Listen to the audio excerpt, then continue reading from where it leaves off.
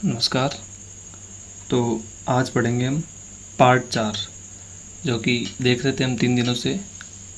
साथ में एग्जाम्पल्स भी थे और कुछ बेसिक भी थी। तो ठीक है, तो ध्यान से देखिएगा आप। हम पढ़ रहे थे निर्देशांक ज्यामिति।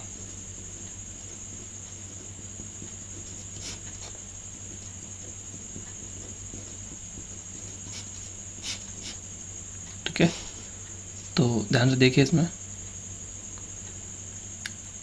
इसमें हमने कार्तीय तल तो देख लिए थे। ठीक है, अब नॉर्मली एग्जाम्पल देख लेते हैं एक।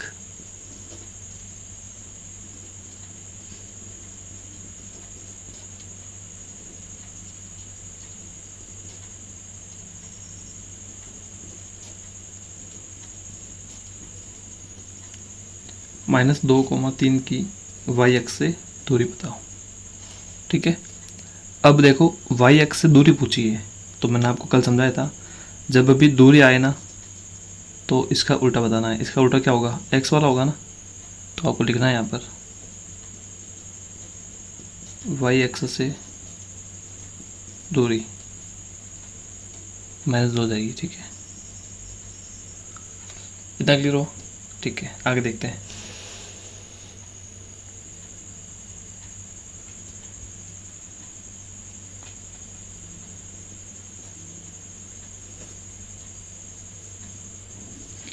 अब एग्जाम्पल 2 देखते हैं।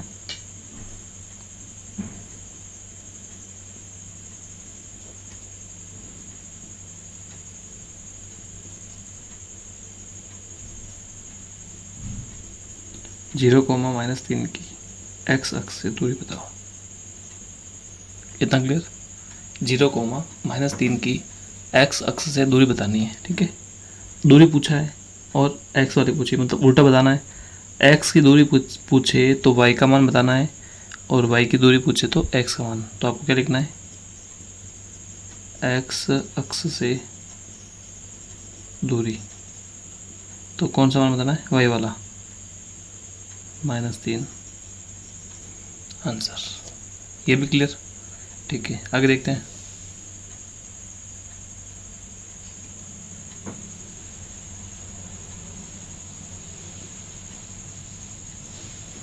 एग्जाम्पल 3। ठीक है, -3, 4 में भुज बताओ। भुजन मैंने आपको बताया था पहले, एक्स वाले मान को भुज बोलते हैं। -3 हो गया सीधा। 1 नंबर का प्रश्न आएगा आपके यहाँ से 100%। ठीक है,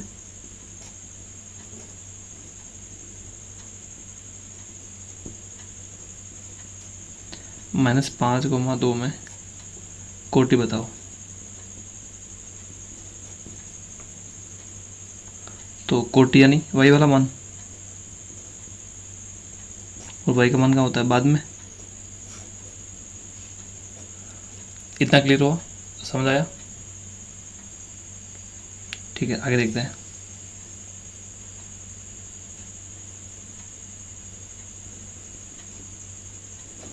एग्जाम्पल 5। तो इसमें देखिए आप, इसमें सिंपल लिखा हुआ है मूल बिंदु के निर्देशांक बताओ। ठीक है, तो मैंने आपको बताया था मूल बिंदु बीच बीच में होता है, छोटा वाला कोष्टक 0,0। एग्जाम्पल 6। ये सभी आपके इम्पोर्टेंट क्वेश्चन ही हैं, तो ध्यान से देखिएगा। अब इसमें एक क्वेश्चन थोड़ा सा हटके है,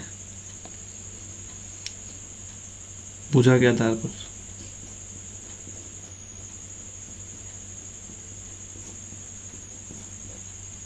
ठीक है, तो देखिएगा इसमें।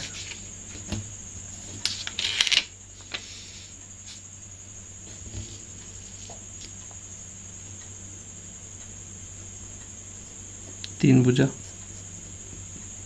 त्रिभुज,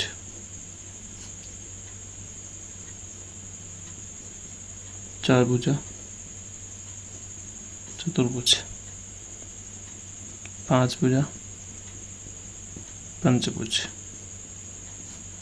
और 6 भुजा षटभुज।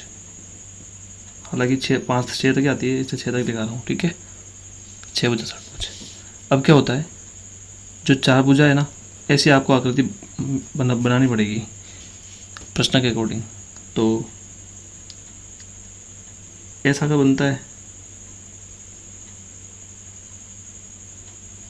ऐसा, तो यह हो गया आपका समांतर चतुर्भुज, ठीक है। ऐसा आपका चित्र बनता है, ये हो गया समचतुर्भुज, ठीक है। और अगर आपका ऐसा बनता है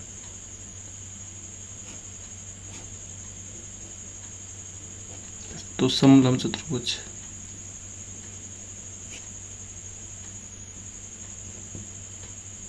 ये सारा ये समलंब हो जाएगा आपके, ठीक है। तो अब हम पढ़ेंगे वैदिक मैथ से संबंधित प्रश्न, ठीक है। तो आगे देखिए आप,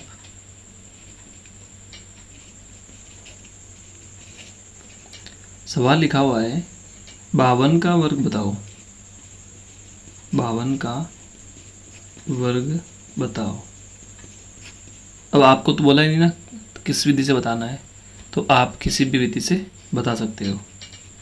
तो हम क्या करते हैं, आधार उपाधार वाली विधि, वो जो निखिलम विधि बोलते हैं उसको, उस वाली विधि से बताएंगे। इतना क्लियर, ठीक है। तो देखते हैं हम, सबसे पहले आधार,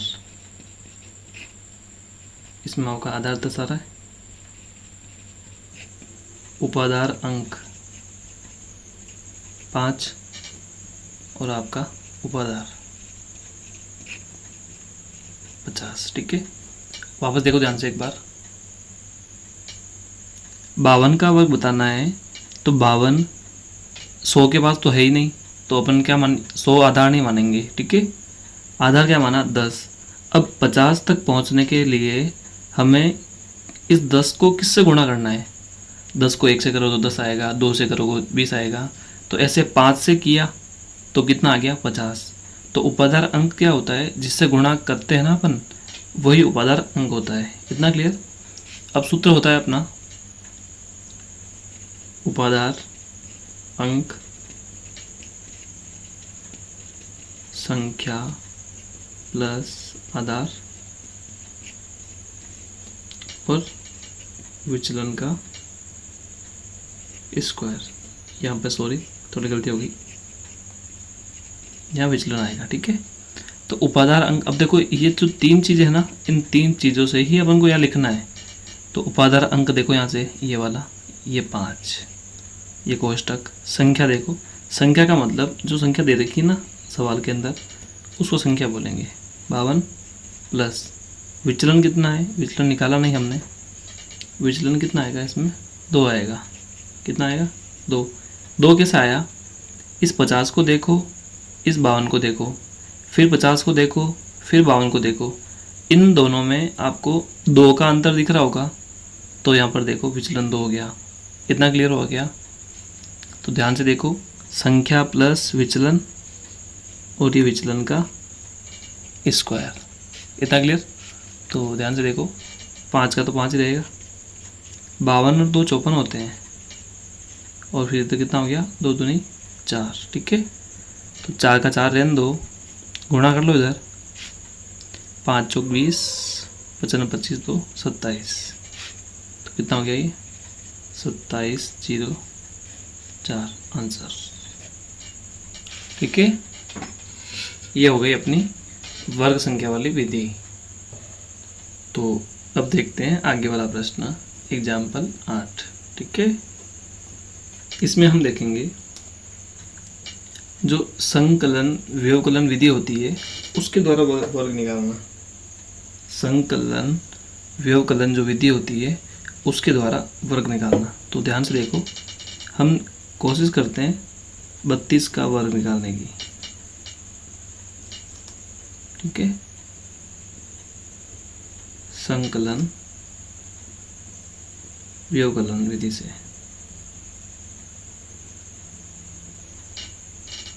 तो ध्यान से वापस देखो, इसमें भी, इसमें जो यहाँ पर दिया हुआ है उसको संख्या बोलते हैं, संख्या को x बोलेंगे। इतना क्लियर हुआ क्या? वापस देखो ध्यान से, संकलन व्यवकलन विधि में अगर वर्ग निकालना हो तो जो प्रश्न में दिया हुआ है ना उसको तो संख्या ही बोलेंगे। तो संख्या को अपन ने क्या माना? x माना और 32 लिख दिया। अब बताना है अपन को a का मान। इस a को इष्ट बोलते हैं। क्या बोलते हैं? इष्ट। ठीक है, तो इस a का मतलब यही है कि इस 32 में आप क्या जोड़ोगे कि जीरो वाली संख्या आ जाएगी, या फिर क्या घटाओगे कि जीरो वाली संख्या आ जाएगी। समझ में नहीं आया तो कोई बात नहीं, वापस देख लेते हैं। इस 32 में एक बार 8 जोड़ के देखो आप, तो 40 आ रहा है। 32 में 8 जोड़ोगे तो 40 आ रहा है ना। तो 40 में जीरो आ रहा है क्या? एक बार साइड में देख लो आप, ठीक है ना, मैं दिखा देता हूँ। इधर देखो आप,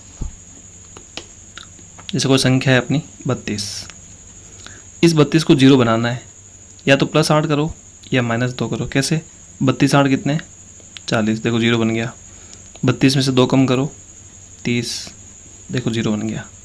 समझ आया? एक बार और देख लेते हैं, ठीक है। ये 18 का क्या करना है अपन को? जीरो बनाना है। जीरो मतलब ऐसी संख्या जिसके पीछे जीरो हो।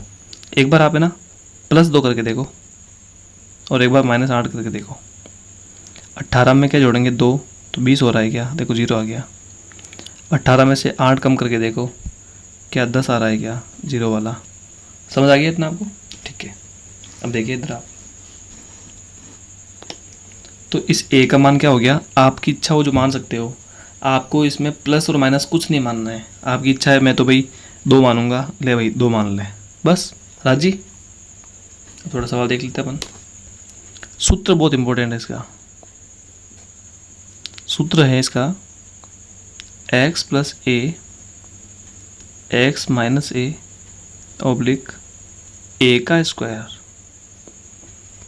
x + a x - a और ऑब्लिक a का स्क्वायर। तो अपन को 2 मान ही चाहिए इस बार तो, एक तो x का और a का। तो x का मान तो 32 है और इसका 2 है, फिर इसका 32, इसका 2 और लास्ट में 2 का स्क्वायर। इतना क्लियर? 32 और 2 34 होते हैं। 32 में से 2 कम करोगे तो 30 होते हैं और 2 का स्क्वायर 4 होता है। ठीक है, 4 का 4 इन 2 गुणा करो, 3 चौक कितना हो गया बताओ? 12 हो गया ना। 3 चौक 12 का 2, हासिल का 1, 3 तरीका 9 और 1 10। अब ये ब्रैकेट वाला चिन्ह, सॉरी ये ऑब्लिक वाला चिन्ह हटा दो, तो ये अपना आंसर आ गया 1024। समझ आया? मैं आपको सेम ऐसा का ऐसा एक एग्जांपल और करा देता हूँ, तो आप ध्यान से